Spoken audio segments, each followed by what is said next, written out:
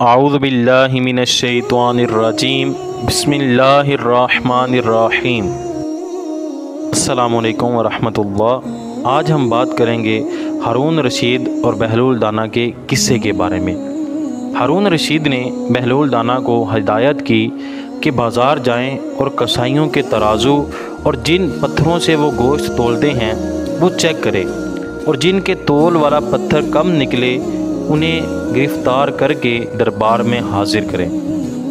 بہلول بازار جاتے ہیں، پہلے کسائی کا تول والا پتھر چیک کرتے ہیں تو وہ کم نکلتا ہے۔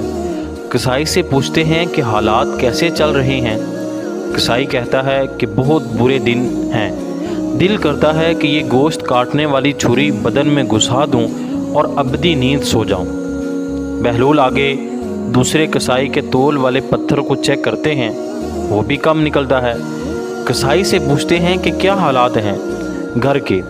وہ کہتا ہے کہ کاش اللہ نے پیدا ہی نہ کیا ہوتا، بہت ذلت کی زندگی گزار رہا ہوں۔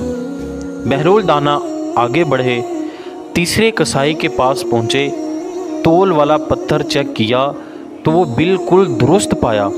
کسائی سے پوچھا کہ زندگی کیسے گزر رہی ہے۔ کسائی نے کہا کہ اللہ تعالیٰ کا لاکھ لاکھ شکر ہے، بہت خوش ہوں، اللہ تعالیٰ نے بڑا کرم کیا ہے، اولاد نیک ہے، زندگی بہت اچھی گزر رہی ہے۔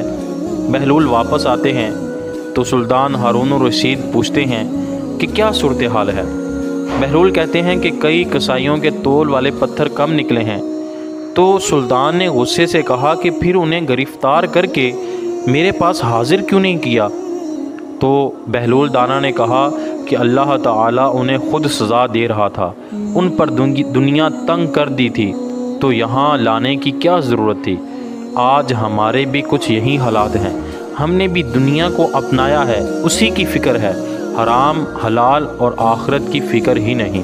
اللہ پاک ہمیں آخرت کی فکر عطا فرمائے، آمین بجاہ نبی الامین۔